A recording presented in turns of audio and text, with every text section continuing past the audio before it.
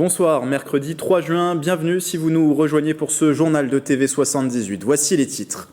La deadline était fixée hier à 18h, les listes pour le second tour des municipales ont été déposées, le scrutin est prévu le 28 juin prochain, tour d'horizon à Saint-Quentin-en-Yvelines et dans les principales villes du département. Parmi les communes, justement, Trappes, où les 3 candidatures qualifiées sont maintenues. Hier, un conseil municipal était au programme et début de séance sous tension avec des démissions au sein de la majorité. Enfin, malgré le déconfinement, les sports collectifs et de contact restent interdits jusqu'au 21 juin au moins, de quoi laisser beaucoup d'athlètes orphelins de leur discipline. Ils tentent malgré tout de se maintenir en forme dans les règles. Ce déplacement pour débuter cette édition, Brune Poirson était à Maurepas cet après-midi. La secrétaire d'État auprès de la ministre de la Transition écologique et solidaire s'est rendue dans la déchetterie de la ville. Et discussion autour du fonctionnement du site et des méthodes d'adaptation face à la crise sanitaire. Et gestes barrières et distanciation physique. Et depuis le 4 mai, les 7 déchetteries de Saint-Quentin-en-Yvelines sont rouvertes. Un accès se fait sur place uniquement sur rendez-vous. Et les propos sont recueillis par Patrick Jacques de Dixmude et Nicolas Dandry. Quand on le voit, et surtout quand on le voit il y a à peine quelques semaines, il y avait en gros 30% des déchetteries seulement, au pic de la crise, qui étaient ouvertes. Et bien là, au contraire, sans même attendre la fin du déconfinement, et bien cette déchetterie a montré que tous les acteurs, ensemble, s'y sont mis main dans la main pour, dans le respect des règles sanitaires, pouvoir rouvrir et réoffrir ce service essentiel non seulement à l'environnement, mais aussi à l'ensemble des citoyens. Autre déplacement ce matin, celui de la vice-présidente de la région Île-de-France. Alexandra Dublanche s'est rendue dans une start-up à Montesson. Elle a développé un dispositif qui permet de respecter la distanciation physique sur un chantier entre 2 ouvriers. Un projet qui a obtenu un financement de 200 000 € dans le cadre de l'aide PM-Up Covid. Mathilde Demy. Pendant la crise sanitaire, cette start-up créée en 2016 a développé un boîtier nommé Kit 42. Ce dispositif permet de mieux respecter la distanciation physique entre les opérateurs sur un chantier ou sur des sites industriels. Quand les opérateurs, donc les boîtiers, vont se rapprocher à une distance de moins d'1 mètre ou moins d'1 mètre 50, ça c'est configurable au souhait du client, et bien les dispositifs vont se mettre à sonner pour pouvoir prévenir leur porteur qu'ils se rapprochent trop près de quelqu'un d'autre, pour garantir justement la distanciation physique, sociale, qui est de mise aujourd'hui. Dans le cadre de l'aide PM-Up Covid, 10 entreprises de la région Île-de-France ont été aidées financièrement pour un total d'1,5 million d'euros. CAD 42 en fait partie. CAD 42, c'est une entreprise qu'on suit depuis 2019. Ils ont déjà eu une aide TP-Up pour les TPE d'environ 25 000 €, un petit peu moins. Et donc là, c'est une aide d'un peu plus de 200 000 € pour les aider à industrialiser leur production, donc à produire plus et pouvoir répondre à une demande qui, j'espère, sera très importante. CAD 42, qui est installé dans une pépinière d'entreprise, a pour but de s'agrandir. Pendant le confinement, la start-up a embauché 2 salariés supplémentaires. À présent, elle réfléchit déjà à une nouvelle version de Kit 42. L'objectif pour nous, c'est de le déployer notamment sur le casque parce que sur les chantiers, on s'est rendu compte que c'était la meilleure façon de procéder après les retours terrain des compagnons sur les chantiers. Le poids du dispositif fait que c'est absolument pas gênant. Grâce au financement de la région, l'entreprise peut étendre ses commandes de boîtiers et aimerait dans un futur proche conquérir des parts de marché. Autre solution pensée également dans les Yvelines, Au Premier Rang, c'est le nom d'une plateforme numérique d'entraide scolaire pour les collégiens et lycéens. Elle a été lancée le 29 mars dernier. Des élèves qui ne sont pas tous retournés à l'école et qui sont mis en relation directement avec des étudiants tuteurs. L'idée est de les accompagner dans différentes disciplines. C'est un outil développé par vous. Noé Leproust, bonsoir. Bonsoir Grégory. Vous êtes étudiant à Sciences Po Bordeaux, originaire de Chevreuse. Déjà une question toute simple pour commencer. Pourquoi avoir développé cette plateforme Au Premier Rang ? Dans le cadre de ma formation, j'étais à l'étranger. J'ai dû rentrer un petit peu plus tôt à cause de la pandémie. Et au bout d'une semaine, être confiné chez moi, je me suis aperçu de par mes connaissances et puis mes sœurs également avec qui j'étais, que la classe à distance, c'était tout simplement quelque chose qui était assez difficile à faire et à suivre aussi parfois pour bon nombre d'élèves. Oui, c'est vrai, c'est un terme de continuité pédagogique que l'on a entendu souvent pendant cette période de confinement, avec forcément aussi le problème de la fracture numérique qui ne permettait pas à tous les élèves de pouvoir suivre les cours à distance. C'était important pour vous d'aider les élèves à ne pas couper le contact finalement avec leur établissement ? C'était ça l'idée. Puis, avec voilà. l'éducation. Tout à fait, voilà. Et comme vous parlez tout à l'heure de fracture numérique, on a souhaité être le plus ouvert possible et donc proposer aux tuteurs que ça se fasse aussi bien par des applications via ordinateur que par l'utilisation d'un simple smartphone. Alors, comment vous l'avez créée, cette plateforme ? Est-ce que vous avez fait jouer vos relations ? Vous avez contacté peut-être d'anciens camarades de classe ? Comment ça s'est passé ? Oui, ça tout à fait. J'ai eu cette idée, donc j'ai appelé 2-3 amis pour en parler. Et puis ça s'est fait très vite, un site avec un formulaire sur lequel élèves et tuteurs peuvent s'inscrire. Et ensuite, voilà, je décrochais mon téléphone, j'ai appelé les anciens de mon lycée, j'ai diffusé l'information également auprès de mes camarades de Sciences Po Bordeaux. Et ça s'est très bien fait assez rapidement, je dois dire. Alors le lien s'affiche en bas de l'écran pour accéder directement à cette plateforme. Comment ça fonctionne concrètement ? Comment bénéficier d'un tutorat en ligne ? Bah, tout simplement, si vous avez besoin ou envie d'avoir un tuteur, une tutrice, vous remplissez un petit formulaire sur lequel vous avez accès sur le lien. Et avec ce formulaire-là, nous, on va recevoir votre demande. Et de l'autre côté, nous avons la même plateforme avec le même formulaire pour les tuteurs. Et notre rôle, ça va être de faire coordonner cette sorte de petit match qui va être fait entre un élève et son tuteur. C'est gratuit, ce tutorat en ligne ? Tout à fait, c'est un point très important de notre plateforme. C'est entièrement gratuit, les étudiants sont bénévoles. Et voilà, l'idée, c'est d'être le plus ouvert possible et que le plus de personnes puissent s'y inscrire. Alors, des élèves d'un côté, vous l'avez dit, des tuteurs de l'autre. Qui sont-ils justement, ces tuteurs ? Eh ben, ce sont des étudiants pour la plupart. Ils sont en première année on a quelques doctorants également. Des élèves, des étudiants qui sont à la fois du sud d'Yvelines, qui étudient sur la fac d'Orsay, la fac de Saint-Quentin, le plateau de Saclay, et puis par le fait que j'étudie moi à Bordeaux, beaucoup d'étudiants de Sciences Po Bordeaux également. Alors on l'a dit, une plateforme lancée depuis le 29 mars. Après plusieurs semaines de fonctionnement, quels sont les principaux besoins des collégiens, des lycéens que vous avez pu relever ? Est-ce qu'il y a des choses qui vous ont été remontées sur ces besoins ? Principalement, ça va être d'approfondir, d'avoir un suivi personnalisé auprès de notions qui parfois sont difficilement abordables du premier coup d'œil ou du premier avis avec le professeur. Donc ça va être une pédagogie tout simplement de répétition et de cette idée d'accompagnement personnalisé qui normalement au sein d'un établissement scolaire qui ne peut plus se faire malheureusement depuis le confinement et même aujourd'hui avec la reprise de façon assez partielle. Est-ce que les retours sont bons ? Quel est le premier bilan que vous pouvez dresser sur cette plateforme ? En termes de bilan, il y a beaucoup de gens qui ont adhéré et que je remercie évidemment pour l'élan de générosité qu'il y a eu. On a une quarantaine de binômes qui ont été formés depuis le début. Et puis avec des actions de communication, etc., on fait connaître peu à peu notre plateforme.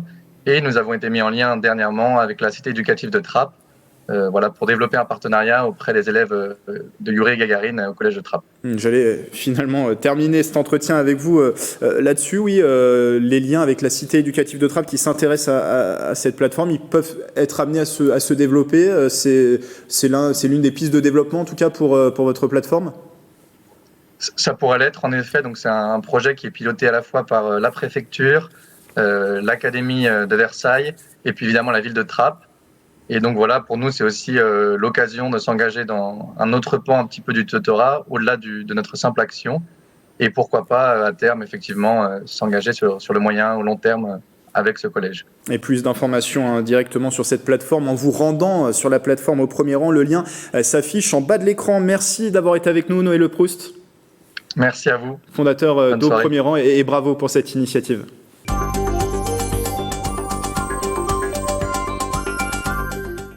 Le point à présent sur la situation de la Covid-19 dans les Yvelines. Aux dernières données datant d'hier mardi, 2 décès supplémentaires ont été enregistrés dans les hôpitaux. Le virus a fait 496 victimes sur le territoire.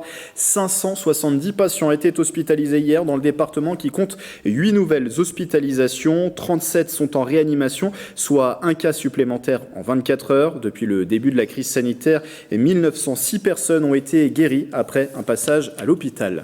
Et J-25 avant le second tour des élections municipales, et je vous le disais dans les titres, les candidats avaient jusqu'à hier 18h pour déposer leur liste. Tour d'horizon à Saint-Quentin en Yvelines où 7 communes sont concernées, et ce tour d'horizon c'est avec Aurélie Ronce. À l'issue du premier tour au Clé-sous-Bois, 4 candidats étaient susceptibles de se maintenir pour le second tour. Finalement, Stéphanie Jamin se retire et ce sera une triangulaire avec une seule liste de gauche, celle de Nicolas Hu, qui sera opposée à Philippe Guiguen et Anne-Claire Frémont. Sur la liste de cette dernière figure la maire sortante Véronique Cotté-Millard qui, entre-temps, a préféré soutenir son premier adjoint Philippe Guiguen. À Guyancourt, 4 candidats étaient en ballottage à l'issue du premier tour. Pour ce second tour, la liste d'Olivier Paréja fusionne avec celle du maire sortant François Morton. Les Guyancourtois auront donc le choix entre 3 listes, François Morton, Rodolphe Barry et Grégory Pape. Pas de surprise à plaisir, les 3 listes arrivées en tête lors du premier tour se maintiennent pour le scrutin du 28 juin. La liste de la maire sortante Joséphine Coleman-Berger sera opposée aux listes de Patrick Ginter et Annie-Joëlle Priou-Asny. Pour ce second tour, il n'y aura pas d'alliance à Trappes. Ce sera une triangulaire avec la liste du maire sortant Guy Malandin, celle de son ancien adjoint Ali Rabé, enfin la liste du conseiller municipal d'opposition Othman Nasrou.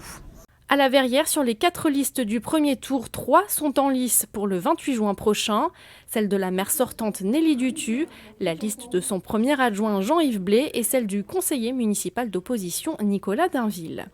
Surprise en revanche à Villepreux avec une fusion de listes, celle de Valérie Bain arrivée en seconde position lors du premier tour et celle de Sylvie Sevin-Hontel arrivée 4e. Il y aura donc une triangulaire à Villepreux avec le maire sortant Stéphane Mirambeau, Valérie Bain et Jean-Baptiste Amonique. 3, c'est également le nombre de listes pour le second tour à Voisins-le-Bretonneux, des listes identiques à celles du 15 mars dernier, celle de la maire sortante Alexandra Rosetti, celle d'Olivier Afronceau et de Béatrice Pierrat. Ce sont en tout 45 communes des Yvelines où les habitants devront retourner aux urnes le 28 juin prochain. À Mantes-la-Ville, pas de quadrangulaire, mais un duel à 2. Romain Carbone, dès le lendemain du premier tour, avait fait savoir qu'il se retirait. La candidate de la gauche, Amitis Mesdagui, s'est également retirée de la course il y a 2 jours. Conséquence pour le scrutin du 28 juin, le maire sortant Rassemblement National, Cyril Naute, fera face à la liste divers centres de Samy Damergy. Un duel d'ailleurs dans lequel s'est immiscé Pierre Bédier, le président du conseil départemental des Yvelines et élu dans le canton de Mantes, a appelé à voter pour Samy Damergy dans un communiqué pour mettre fin, je cite, à la paralysie, l'isolement et à l'égarement de la commune. Au Mureau, ce sera une triangulaire entre les 3 candidats arrivés en tête lors du premier tour. Le maire sortant François Garret fera face au candidat d'hiver droite Hervé Rioux et à la candidate d'hiver gauche Agnès Étendard. Enfin, à Rambouillet, c'est une triangulaire également. La candidate d'hiver droite issue de la majorité sortante Véronique Matillon, arrivée en tête le 15 mars dernier, sera opposée à la liste de l'écologiste David Jutier et à la liste LREM de Gilles Schmitz. Commune concernée par le second tour de ces municipales Trappes, où vous l'entendiez, 3 candidats se maintiennent. Le maire sortant Guy Malandin fera face à l'élu d'opposition Othman Nasrou et à Ali Rabé en ballottage favorable qui a siégé dans sa majorité pendant 6 ans. C'est donc dans un contexte particulier que se déroulait ce mardi le conseil municipal de la ville. Une séance à huis clos en raison de la crise sanitaire et quelque peu mouvementée. Manon Varaldo.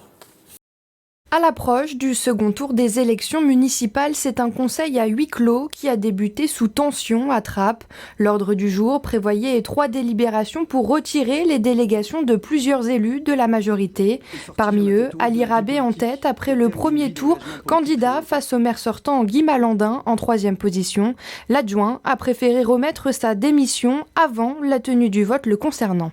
Nous étions prêts collectivement à travailler autour du maire pour élaborer un certain nombre de mesures pour travailler ensemble à la sortie de la crise. Au lieu de cela, le maire a décidé d'inscrire à l'ordre du jour le retrait de délégation et donc le règlement de compte avec un certain nombre d'élus qui ont choisi de ne pas soutenir sa 5e candidature, que nous avons estimé à bien des égards comme la candidature de trop. Et donc nous avons décidé de ne pas participer à cela, de démissionner collectivement. On ne peut pas faire campagne contre une personne et une équipe et puis être délégué de cette personne et de cette équipe.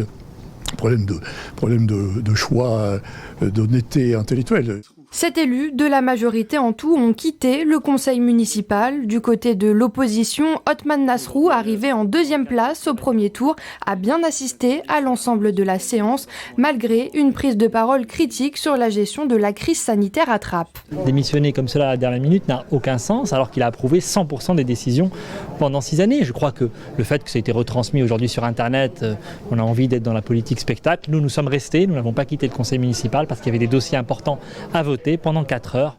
Maintien du taux de la fiscalité locale pour 2020, approbation de la convention de la cité éducative ont été votées pendant cette séance. Le Conseil a également décidé de renommer le centre de santé municipal en hommage au docteur Jacques Fribourg, médecin urgentiste de l'hôpital privé de Trappes décédé du coronavirus. Ce docteur a risqué sa vie pour sauver d'autres vies. Voilà, et pour nous, vu le travail fait par l'hôpital et le travail que nous faisons, la collaboration, le partenariat que nous avons avec l'hôpital, et puis le témoignage triste mais réel de ce monsieur, c'est bien qu'on ait sa mémoire. La Covid-19 a bouleversé également la vie économique. Le Conseil a annulé les loyers pour les résidents de la pépinière Chrysalide pour les mois d'avril et mai.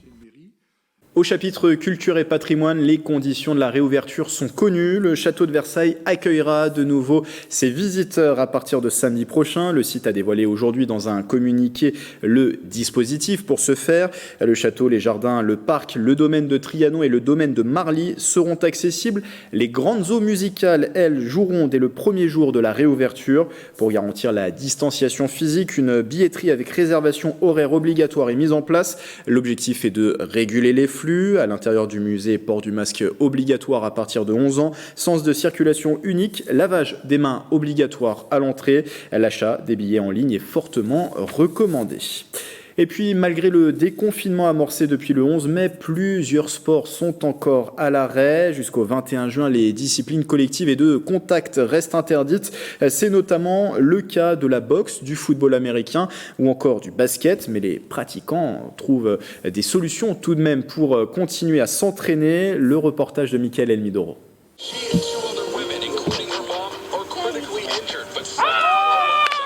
En cette journée ensoleillée, 5 footballeurs américains des Templiers d'Elancourt ont ressorti leur ballon depuis le déconfinement.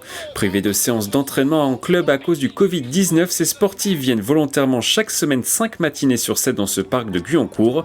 Objectif, s'entretenir physiquement et surtout pouvoir regoûter à leur sport. Bien sûr, c'est important. Ça nous a manqué pendant 3 mois. On est focus avec nos objectifs et on vient toujours s'entraîner avec l'idée dans notre tête de jouer l'année prochaine. On va dire le foot US, des avis que j'ai recueillis autour de moi, c'est comme une drogue pour tout le monde franchement. Et même si on aime tous les sports à peu près, le foot, le basket, le foot US, on en a besoin. Les joueurs de football américain ne sont pas les seuls à être en manque de sport en ce moment. Le basketteur trappiste Bamba Sey s'entraîne seul sur les terrains de sa ville en extérieur. Le joueur licencié à l'Entente Le Chesnay-Versailles n'a plus joué depuis le mois de mars, mais il veut garder la forme à 41 ans en vue de la saison prochaine en National 3. Ça va être technique individuelle, donc tir, des post-up et tout ça, donc on va faire tout doucement. S'il y a du monde, je peux faire des 1 contre 1, 2 contre 2. Et aussi plus shooter beaucoup. Plus contraignant, les entraînements de boxe se passent actuellement en extérieur. La dizaine de boxeurs de la team Farouja et Elancourt se réunissent régulièrement pour pratiquer leur passion en respectant les gestes barrières. Les combats sont notamment interdits. Les sportifs amateurs et professionnels du club sont ce jour-là sur une piste d'athlétisme à Trappes. Chacun doit être presque à l'autre côté du stade pour s'entraîner. Bon, j'exagère un petit peu, mais c'est à peu près ça, quoi. C'est course, abdos, pompe, musculation spécifique. Ça reste soft, très soft. Ça fait plus un entraînement de vacances qu'autre chose, quoi. Tous ces athlètes espèrent désormais un retour à la normale rapide. Le gouvernement a annoncé la réouverture des salles de sport, gymnases et piscines pour le 22 juin prochain dans les Yvelines. Il faudra sûrement patienter tout l'été pour la reprise dans les clubs locaux. C'est la fin de ce journal. Merci de votre fidélité. Très belle soirée à tous sur TV78.